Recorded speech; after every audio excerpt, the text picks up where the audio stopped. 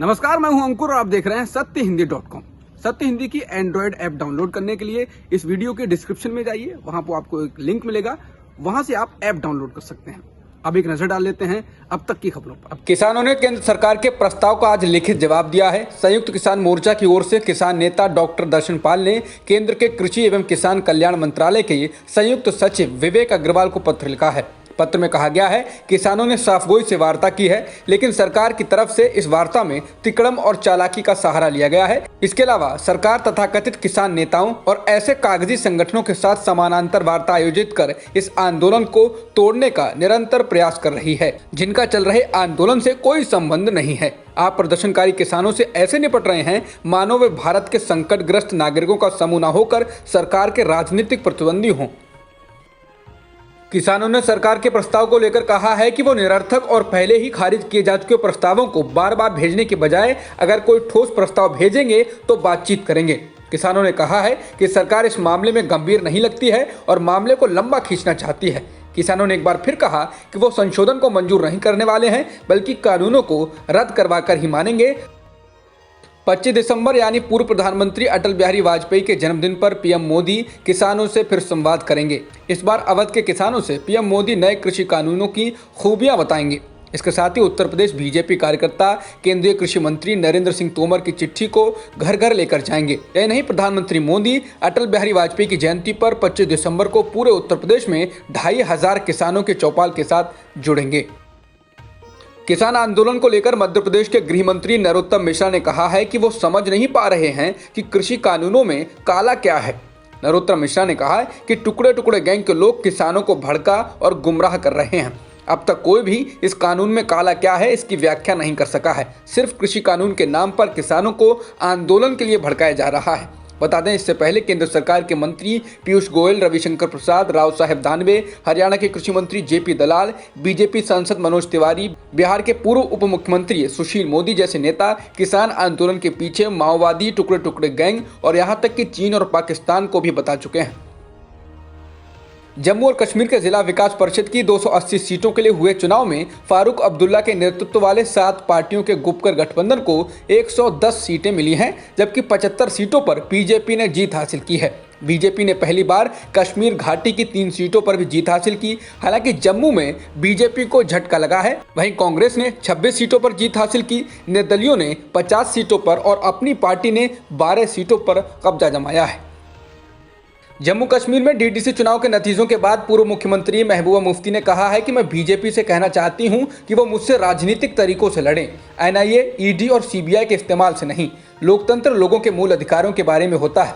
इसके अलावा उमर अब्दुल्ला ने डीडीसी चुनाव में जीत को लेकर कहा है कि बीजेपी को जनता की आवाज़ को सुनना चाहिए। उन्होंने कहा कि आप जितनी भी साजिश कर लें, हमको मर मिटाने में कामयाब नहीं होंगे। उन्होंने कहा कि बीजेपी कितना भी झूठ फैला ले, उसका झूठ एक ना एक दिन उजागर होगा। गुपकार गठबंधन पर बीजेपी ने हमला करते हुए कहा है कि चुनाव परिणाम बताते हैं कि गुपकार ने अपनी विश्वसनीयता को खो दिया है। बीजेपी ने कहा है कि निर्दलीय उम्मीदवारों ने पीडीपी और कांग्रेस से अधिक वोट पाए हैं। इसके अलावा बीजेपी ने चुनाव परिणामों को अपनी जीत बताते हुए कहा है कि उसको सबसे अधिक वोट मिले हैं। फिरोजशाह कोटला मैदान पर दिल्ली एवं जिला क्रिकेट संघ यानी डीडीसीए के दिवंगत अध्यक्ष अरुण जेटली की प्रतिमा लगाने के फैसले से खफा स्पिनर बेचन सिंह बेदी ने क्रिकेट संघ से उनका नाम दर्शक दीर्घा से हटाने के लिए कहा है। उनके नाम पर स्टैंड 2017 में बनाई गई थी। इसके विरोध में डीडीसीए से भी इस्तीफा दे दिया है।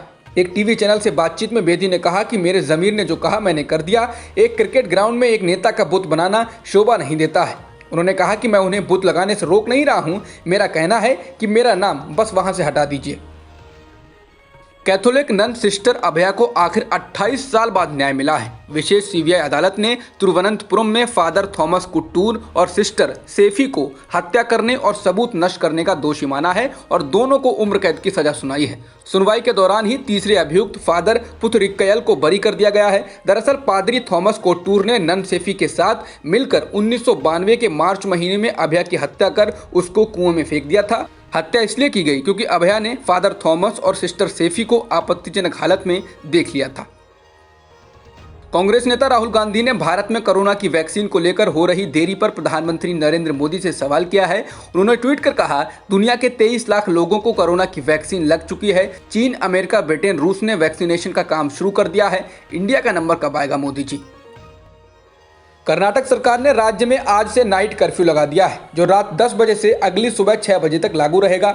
मुख्यमंत्री बीएस येदियुरप्पा ने घोषणा की है, ये नाइट कर्फ्यू 2 जनवरी तक जारी रहेगा। कर्नाटक के स्वास्थ्य मंत्री डॉक्टर के सुधाकर ने कहा, ये नाइट कर्फ्यू ब्रिटेन में पाए गए कोरोना वायरस के नए स्ट्रेन से बचाव और नियंत्रण के लिए लाया गया है।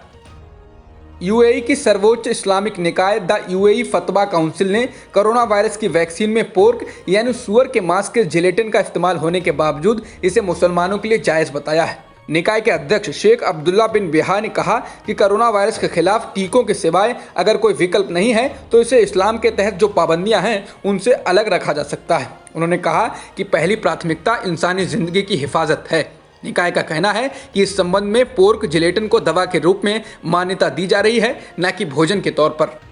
भारत में एक दिन में करीब 24,000 कोरोना संक्रमण के मामले दर्ज किए गए हैं और 333 लोगों की जान भी गई है, जिसके साथ ही देश में कुल संक्रमितों का आंकड़ा 1,99,00,000 के पार हो गया है और मृतकों की संख्या भी 1,46,000 के पार हो गई है। फिलहाल एक्टिव मामले 2,89,000 से अधिक हैं। नेपाल का सियासी संकट खत्म होने का नाम नहीं ले रहा है। ताज़ा खबरों के अनुसार नेपाल की सत्तारूढ़ पार्टी यानी कम्युनिस्ट पार्टी ने केपी ओली को संसदीय दल के नेता पद से हटाकर पुष्प कमल दहल प्रचंड को नया संसदीय दल का नेता चुन लिया है। नेपाल की राजनीति में ये एक बहुत बड़ा घटनाक्रम है। इस घटना के बाद सत्तारूढ़ पार्टी में प्रचंड का कद सबसे ऊपर हो गया। केपी ओली, जो फिलहाल तक नेपाल के प्रधानमंत्री थे, उन्होंने पिछले दिनों देश की संसद को भंग करने की सिफारिश की थी, जिसके बाद राष्ट्रपति ने संसद को भंग कर दिया था।